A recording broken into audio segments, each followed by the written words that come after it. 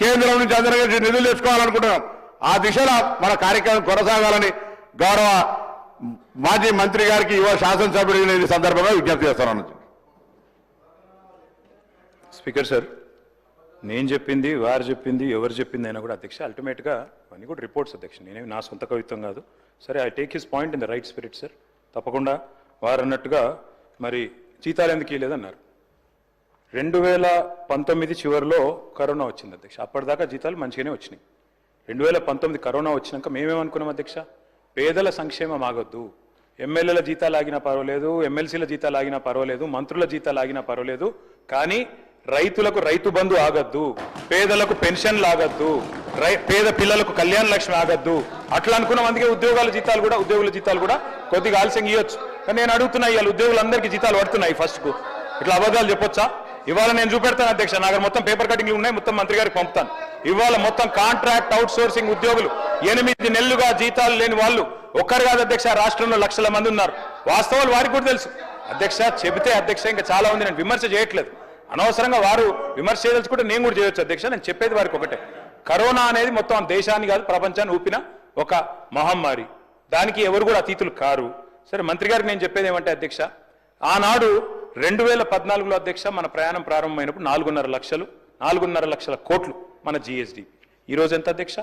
16 లక్షల కోట్లు. మేము దిగిపోయే నాడు 14.5 లక్షల కోట్లు. సంపద పెరిగిందా తగ్గిందా రాష్ట్రానికి?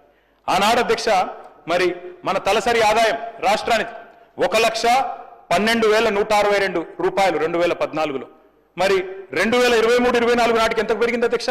మీకు అప్పచెప్పినాడు 3,56,000తో దేశంలోనే నెంబర్ 1 పర్ క్యాపిటల్ ఇన్కమ్ లో తెలంగాణ. ఇది వాస్తవం కాదా? మరి ఇంత మంచి రాష్ట్రాన్ని, సిరి సంపదలు గల రాష్ట్రాన్ని దివాలా అనడానికి నోరెట్లు వస్తుందండి? నాకు అర్థం కాదు. అదే మాదిరిగా అధ్యక్ష ఇంకొక మాట చెప్పాలా, మిత్రులు కొంతమంది ఈజీగా చెప్తారు అధ్యక్ష, ఏం తెలంగాణ ఒక్కటే కాదు అన్ని పెరిగినాయి కదా అంటారు అధ్యక్ష. అన్ని పెరగలేదు అధ్యక్ష.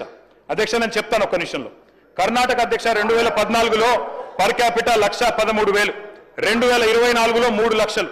అదేవిధంగా అధ్యక్ష రాజస్థాన్ 70,000 2014లో, 2024లో 1,68,000. రెండు కూడా కాంగ్రెస్ పాలిత రాష్ట్రాలు కాబట్టి చెప్తా ఉన్నా. దేశం మొత్తం చూస్తే పెరిగింది 112% తలసరి ఆదాయం. రాజస్థాన్లో 140, కర్ణాటకలో 194, కానీ తెలంగాణలో 318%. ఇది మన గర్వకారణం కాదా అధ్యక్ష? ఇవాళ దేశంలో నెంబర్ 1గా సిక్కిం, గోవా తర్వాత చిన్న రాష్ట్రాల తర్వాత తలసరి ఆదాయంలో మనం ఉంటే దానికి కూడా ఒప్పుకోకపోతే ఎట్లా? అదేవిధంగా అధ్యక్ష నేను మొన్న చెప్పాను, చెన్నైలో కూడా చెప్పాను డిలిమిటేషన్ మీటింగ్లో, 2.8% ఉన్న తెలంగాణ ఇవాళ భారతదేశంలో 5% జీడీపీకి కాంట్రిబ్యూట్ చేస్తున్నది. వచ్చినాడు తెలంగాణ రాష్ట్రం ఏర్పడ్డ నాడు మన contribution 4% to the nation. Today we are contributing 5.1%. ఇది మన గర్వకారణం కాదా?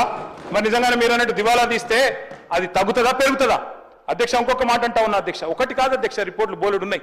మల్టీ డైమెన్షనల్ పావర్టీ తగ్గింది, హౌస్ హోల్డ్ ఇన్కమ్ పెరిగింది, ఇవన్నీ కూడా రిపోర్ట్స్ ఉన్నాయి. నేను వాటికి జోలికి పోను అధ్యక్ష. మొన్న February 17, 2025 నాడు ఒక రిపోర్ట్ విడుదల చేశారు అధ్యక్ష మన రాష్ట్ర ప్రభుత్వం. అందులో 10 సంవత్సరాల అచీవ్మెంట్స్ చూస్తే మరి ఎందుకో కానీ తెల్లారి వరకే డిలీట్ చేయించింది అధ్యక్ష. 10 సంవత్సరాల డెవలప్మెంట్ చూపెట్టినందుకు కొంతమంది ఉద్యోగుల మీద చర్య కూడా తీసుకున్నారని చెప్పి నేను విన్నాను అధ్యక్ష. నేను ఒకటే చెప్తా ఉన్నా, ఆనాడు మిగులు రాష్ట్రంగానే మన ప్రయాణం ప్రారంభమైంది. మీకు ఒక విషయం దయచేసి అందరు కూడా తెలుసుకోవాలి.